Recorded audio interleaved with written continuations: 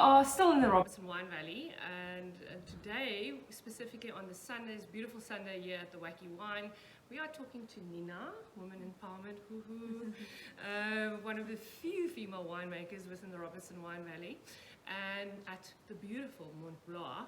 They have just redone their beautiful tasting room and everything as well, so yeah, we can't see much. We'll take some pickies later on. And Nina, it's fabulous being here. I would love to hear your story because I know you're not originally from Robertson.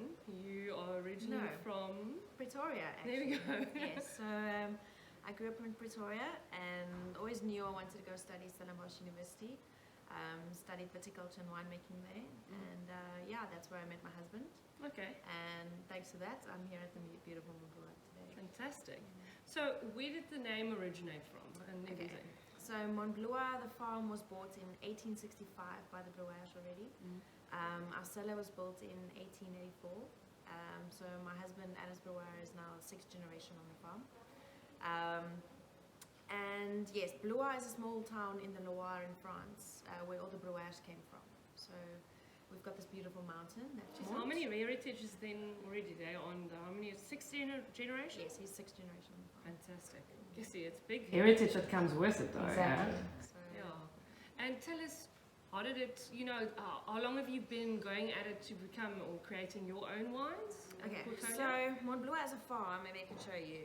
We used to be very well known for our muscadels. Okay, we so can show them around about there. Yeah, this is what the farm used to be very well known for. And then in 1991, my husband's father passed away in an accident, and his grandfather was already 65 years old, retired, already given the farm to his son. And he had to come back and take over the farm again, and then he just said no more bottling. So for 28 years we didn't bottle any wine. True. We kept on producing wine, sold it to other people, and then, but it's always been our passion to renovate this building as a tasting room, and then also to actually put our... How old is this building, by the way? This building was built in 1947 by Italian prisoners of war that were still here after the Second World War. Yes, see. That's insane. And it's still kept here and everything. Yes, so these silos were used to store food for the horses. And yeah, so these crypts, when we actually renovated, we tried to keep all the old stuff the same. And these were actually the crypts that the animals actually drank out of. So, tell us about your soils. Okay. I mean, what type of soils are here? How many different types of styles? Okay, let me first tell you why we're doing what we're doing. So, okay, so for 28 years we didn't bottle. And it was always our passion to relaunch our brand, which we then did about 18 months ago. But in these years that we didn't make or that we didn't bottle our own wines, we did supply other people with wines. Okay. So we could see which sites were giving the best wines year after year. Totally. So when we decided to relaunch the brand, we decided that we're going site specific. We want to show exactly where the wines come from. So all our wines are single vineyard. Yes. We want to express the terroir where it comes from. So our wine style is also not bombarded by wood. We want to show the site and the fruit where it comes from. Anyone can make a heavily wooded wine. We want to show exactly where it comes from. So we've got 2 different Chardonnays, made exactly the same way, and the only difference in them is the soil. Okay. So the one, the Quercum Chardonnay, I can actually show you that. We color coded the wax also with the... Divine, it looks stunning. So what makes Robertson female, like color coding, I love that. Yeah, a little special touch. So the Quercum Chardonnay is on the limestone soil, and this is what makes Robertson such a special area is the limestone soil. The only one region that has this limestone. I've asked a few people now, where does the limestone come from? I mean, Jacques says it's come from the river, where it comes different soils inside the river. Some people say it was old Afrikaans as 'n muurhope wat hulle gehad het op dele wat hulle dink en beweer. I'm not sure. What do you think? I don't know. That question you should ask Aaron's actually. He does the farming. Aaron's is her husband, by the way. He does all the... He does the farming, I do the winemaking. But I'm actually not sure. But mine is kalkkolle. So I would say, yeah, if I show you, the majority of the soil here is red Karoo clay soil. Yes. So that's what it basically looks like. And then the limestone is the special part. Okay. It's kalkkolle. Okay. Yeah, so I'm actually not that sure. All I know is that our soil is very special. So what we did is we've got 2 different Chardonnays on the different soils. These blocks are probably about 400 meters from each other. If you look on Google Earth, at our farm, you can actually see the white spots. Serious? Yeah. Yes. And we've even got chalk in our soil. So the difference is chalk is a soft kind of, so the roots can actually grow through chalk. Yes. And what that means is that naturally we have high acid, low pH in our wine, longevity in the wine. We've got lovely minerality in the wine. And the wines just age beautifully. So that's great. And tell us, what type of styles of wine do you do? I mean, I know Chardonnay is predominantly in our area. Yes. But you've got a beautiful Chenin here as well. Yes. So we do the 2 Chardonnays exactly because we want to show the difference in soil. You've got everything else the same. Same winemaker, same cultivar, same clone, same picking, same everything, same bottling date, how the wine differs.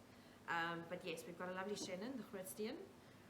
This was the first block of Chenin Blanc that we planted on the farm. You see, how old is it? It's 32 years old now. Sure. When this wine was bottled. Does it improve with age, a Chenin? Yes, in my Is opinion. So Chardonnay doesn't really make a difference. So Chardonnay vines get virus very easily. So you rarely get a Chardonnay block older than 20 years old. But for me, for Chenin, old wine Chenin, it almost just adds a different level of complexity to the wine, which for me is amazing. What makes it a bit different? Like, compare it to a Chardonnay, what makes it different? Chenin is so versatile. You can do anything with Chenin. I mean, they do a lot of like brandies and everything with it as well. Yes, so I mean, from brandy-based wine to sparkling wine to sweet wine to just normal wine, even just normal wine. You can oak it. You can put it in a barrel. You can do it unoaked. There's just so much you can do with Chenin. And Chenin is almost like a chameleon. It's got so many different personalities. So somewhere you're going to find a style that someone's going to like. Yes. So, and I think that's why Chenin is such an amazing cultivar in South Africa.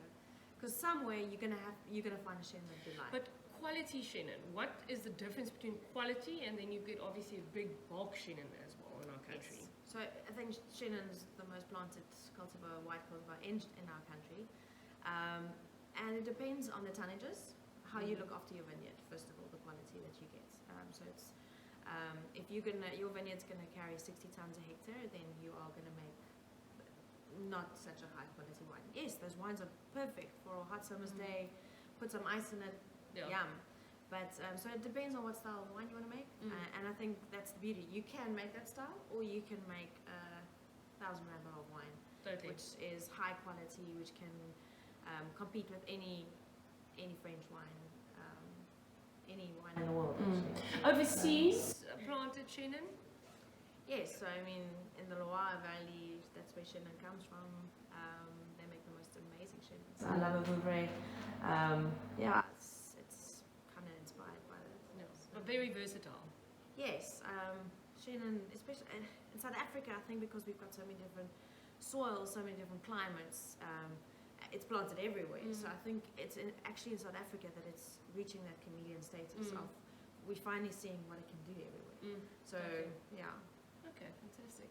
And tell us about your reds. I mean, you've got interesting reds here as well. Yes, so I tried to make red from. We've got block of Merlot that's just here. It's just not planted in the right place. I tried to make good wine from it, that didn't happen. And every year I would make from all the different wines. And what turned out best was the Cabernet, our Petit Verdot, and the Pinotage. So, yeah, we've got, this is the only blended wine. It's not single vineyard. Yes. So this actually, we've got 3 farms. And this comes from 2 blocks of Cabernet. One from our cooler farm, which kind of gives the eucalyptus and pencil shavings to the wine. And our warmer farm, I would say, gives a bit of cassis to the blend. Yes. Yeah. And then it's got about 20% Petit Verdot in it as well. Which for me, when I actually did the blend, everything is kept in its own barrels. Yes. And when I tasted everything, I just decided, you know what, blended it made a better wine than being separate. I really love your wine. I love this Bacchus specifically. Bacchus, because it's not as hectic on the palate as a cab, which is always a very strong type of wine, you know, and lots of tannin. It actually sort of damps the tannin, I find. I like to think that I make wine as old school as possible and old world style. So I don't heavily extract them. I like elegance in wine. And yes, so that's what I try to do with my wines, is not So you can taste it. over extract them. more delicate, more. We were talking about it earlier. I mean, Nina, believe it or not, is going for her third baby through the process. Third girl, by the way. Oh, it's a girl. Yes, Congrats. another girl. Fantastic. But tell us, what I find interesting is how you went through your process of pregnancy and how tastes were different and tasting wine, because I know women's palates are much more, I think, very precise than men, if I can say that a little bit in brackets. I don't know if it's a woman or man thing. I'm You not think? sure. But I know when I'm pregnant, my senses are, especially the first 12 weeks, it was, yes. All over the show. Yes, all over show. So I didn't drink anything for the first 12 weeks, but I did have to taste. We had to blend wines. I did have to taste and spit wine, and nothing tasted right. Acid stands out. Alcohol stands out. Wines just don't taste in balance. So I didn't trust myself tasting wines and making an opinion about Could you wine. but could you then judge it from wines that you made without being pregnant? You can see the diversity in the wine. I know. So there are wines in the bottle that I had to blend whilst being pregnant. It's part of my job. And I've been too scared to taste them again. So they are lying and they are either going to be very good or they're going to be terrible. We're not going to launch that vintage. So I don't know. They're in bottle. We're going to wait for it. Or when I'm not pregnant, I'll make that call. But I'm sure it'll be fine. I had to make the call. So I kind of, your sense of smell is also very heightened at that stage. So I kind of, I trusted that, or went with my gut feeling about that. Yeah. That's usually how I make wine. Okay.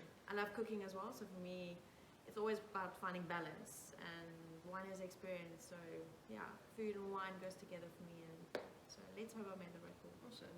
So a bit of personal question, I would say, being a woman in the wine industry. How has that been for you? How did that open your eyes? What's been your challenges, if I can ask? I've always been treated very well as a woman in the wine industry. I've never had actually a problem. Never, I must say. So in the beginning, you think so physically, you can't do everything a man does in the cellar. So, and I think a lot of women actually try to overcompensate that. They try to make up for that. But I don't know, maybe I've been very lucky, but I've never been felt that I've been, what's the word? Discriminated for being a woman, or the other way around, that I've been, because I'm a woman, that I've been given special treatment. So, but ratio in South Africa specifically, where we at, how many women compared to men? Like 2 out of 10 is women? 8? They're actually quite a few. So is it? When we studied at Stellenbosch University, I think we were about 40 to 60% women in the class, but not everyone actually went on to make wine. No, so I don't think there are that many women. I'm not exactly sure how, but it could be 20 to 80%. But I'm not actually sure exactly what those things are. But do you keep in touch with other women within the industry as well? Yes, I must say there are quite a few women in wine initiatives and try to support each other. So, but Robertson, I don't know of as much women that's making wine as men. It's basically Van Lofren, which is Danelle is there. You are here. How many? Lucerne has a female wine. Salome. Okay. Then at Kleinix Kloof. Okay. Danielle Young. Okay. So there's actually quite a few. And then you go over to Rawsonville. There's quite a few women that's making wine. Ivy Latoy, Mariette, Marvida. So no, there's actually quite a few. No, it's good to know. It's on the go. Yeah. Awesome. Okay, and then if you're not making wine, what else are you doing? Besides cooking. I love cooking. I love running. I love. Oh yes, you did your half marathons and everything. Oh no, you did your Ironman. Yes. So last year I had a pretty big year. I did. I always first remember what I all did last year, but I did. My husband and I did the Epic together. Then did the Ironman. Then I did Comrades. Jeez. And then I still did UTCT as well, so which was pretty amazing. That's quite intense. Yeah. And then you felt pregnant as well. And then I felt pregnant, and yes, I even did 2 Oceans, 20 weeks pregnant the other day. So, jeez, that's quite odd. Yeah, keeps me busy. That's exercise is where my mind switches off. Yeah. It's actually where I recharge. So I love that. Yeah. I love running alone, just me and my music, and that's where my head. I think people are sometimes reluctant to test their limits, don't you think? But that's me, sports and where you kind of learn where your limits are. I apply that to the rest of my life as well. It gives you the self-discipline as well. Exactly. It gives you self-discipline to work for something, to work hard for something, to achieve something. I think it kind of washes over into your life as well. What your work is like, determination. And wanting something, having a goal, working for something, working hard for it and reaching it. That's pretty gratifying. I still believe about it. I mean, I'm solidly convinced that I would always initiate for a child or whoever wants to do sport is to do sport. Because I also learned a lot like that through sport to get that discipline, to know where you want, especially if you've got your own business. Exactly. That's continuously never giving up. It's the same thing with sport. People always ask me, where do you get the time to do all of that? Yeah. And I actually find the more I have to do, the more I do. You can do. So it's you just become more productive. It's, because I train and exercise a lot, I've got more energy. I've got, I don't know. I think the two of them help each other. Okay, awesome. Yeah. And it's Comrades today. No, I actually did have a look I at that. actually had massive FOMO today. Was it such a great race? Yes, it's an amazing race. What's been, of all those highlights, all those that you've done last year, what is the one thing that stood out a lot for you? I can't say. Epic is epic, because epic is for 8 days that you have to look after your body. You can't not concentrate for one moment, because then you fall yourself into the hospital. That's intense. Epic is amazing. And then Comrades, I've never hurt so much in my life. And you cramp a lot? No, it's just your knees, with a down run, and your ankles, it hurts. Yeah. But it's such an amazing race. It's the whole, everyone is just whatever gets you over the line. Everyone is just, it's camaraderie to the T. And everyone next to the road, you can see that they don't even have money, but they're standing there with their salt, offering you salt. They just want to be part of it, help you get over the line. It's absolutely amazing. You know, how old is that race? I think it's close to being 100. I think in 2 years' time it's 100. Yeah. So it's an incredible race. It's one of the most well-known races in the world, I think. Exactly. But I almost want to say it's everything that I do kind of leads to the next one. So if it wasn't for my first Ironman, that was the first big thing I did. And I mean, I cried when I finished that race. If it wasn't for that, no, if it wasn't for labor, let's say labor was 25 hours of labor was, it's nothing. Like, I've done 25 hours of labor, I can do this. Then it's like, I've done Ironman, I can do this. It's like, I've done a Comrades, I can do this. It's for me, it's all in the mind. Obviously, you have to get your body ready and all of that. But if you do the training right, the race is all in the mind.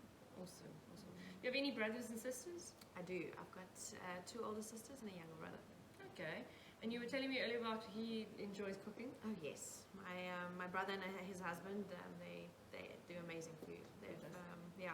Family dinners, Christmas. Where are they based? They live in Joburg. They've got other jobs, but that's actually what they love doing. So you were telling me you're going to start doing dinners here? Yes. So what we want to do is place is food and wine evenings. Maybe get a chef in once a month. Do pairings. Educate people about wine. People can ask any question. How can people get hold of you guys?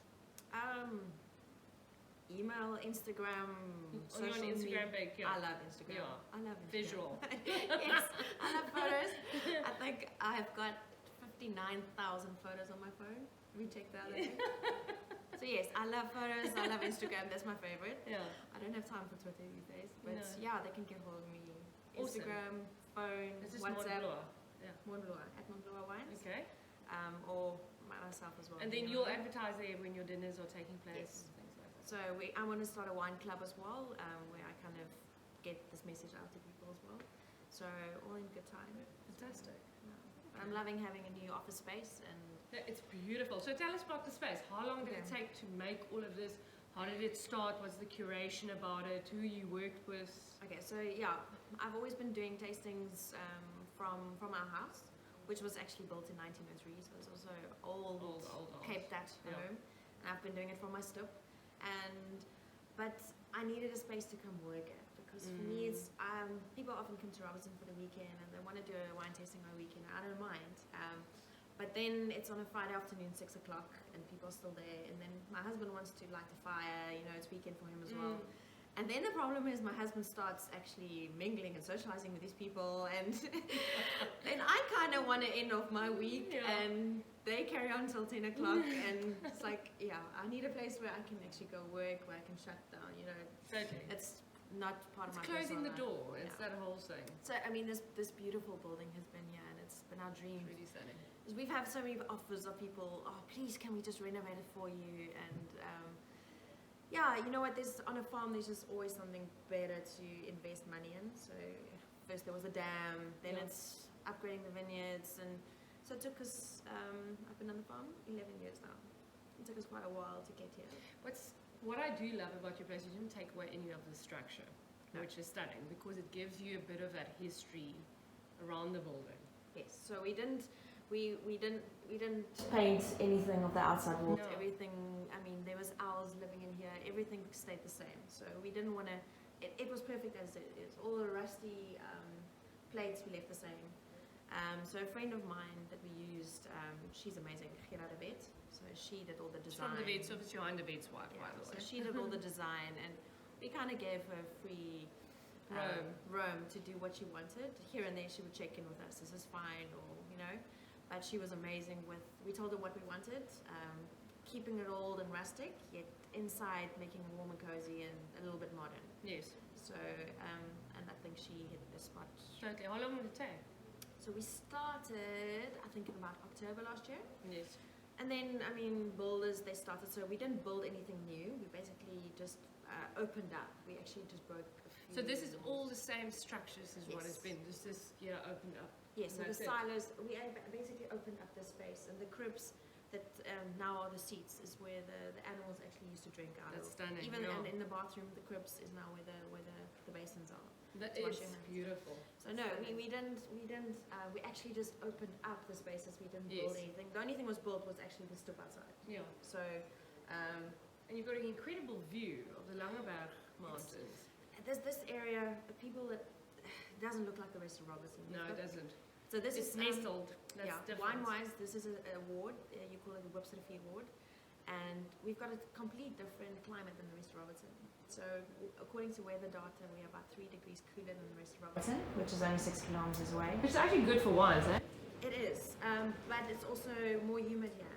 So we actually struggle. We have an extra spray here compared to our other farm, which is much more. Yeah. So we get snow here about 4 or 5 times a year. Where do you have your muscadel mostly? Is it planted here or on the other side? Okay, so we actually have 2 muscadels. One comes from our warmer farm. That's our Pompeis muscadel. Actually, I've got it here. Yeah, well, this is the Pompeis muscadel. So this one's on our warmer farm. This one is your peaches, your apricots, your floral. Aaron, sorry, come. Creme brulee. We have to introduce you quickly. Sorry, Anita. No, go for it.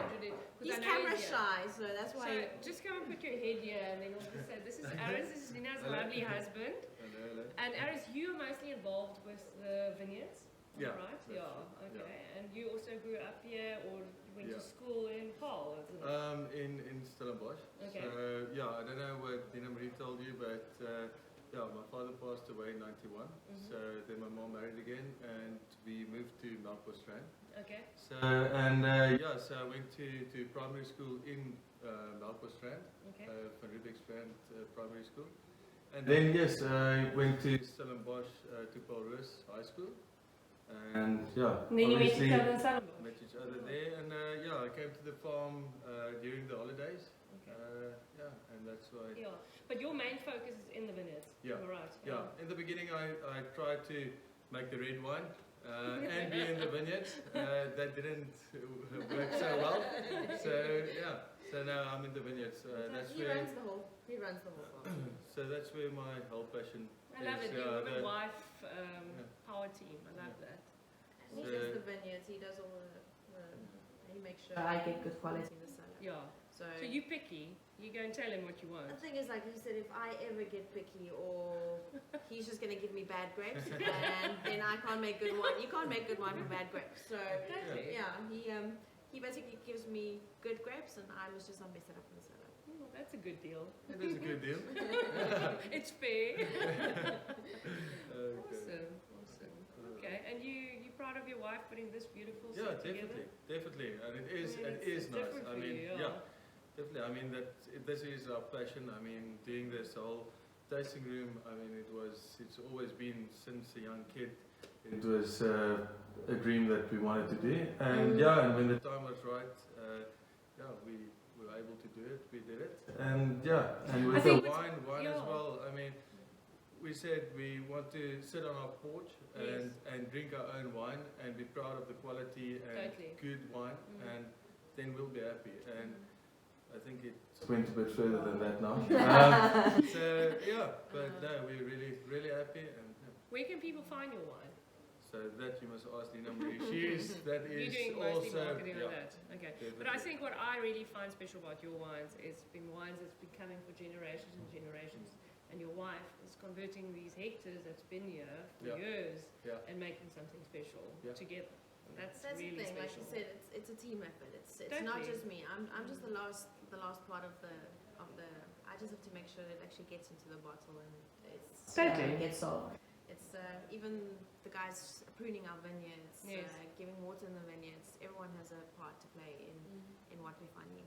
And yes, so that's why the muscadel is actually quite special for us, because that's our heritage, and that's what our brand is about. It's about heritage, it's about family, about passing on that recipe for all the generations. So that's why muscadel was, when we relaunched, we decided to do the muscadel. That was very important to us. But us being the new generation, we added the new single vineyard wines. So that's kind of bringing in the new life and taking it forward. And yeah, then our girls have to do it afterwards. Great stuff. Thank you very much. I really enjoyed this interview, and I know you just came in flunking in, but we were hoping you did, by the way. Perfect timing. You were perfect timing. And with my English first language. No, you speak English very deliciously. And Nina, best of luck. We'll definitely come and support you. I bought some wine for my tasting, for all my Come Travel With Us. It's coming down in August. And we're going to enjoy it, and we are looking out for your tastings and your dinners, and we'll definitely come and join you. Please come visit again. Fabulous. Awesome. Thank you to you all, and we'll see you.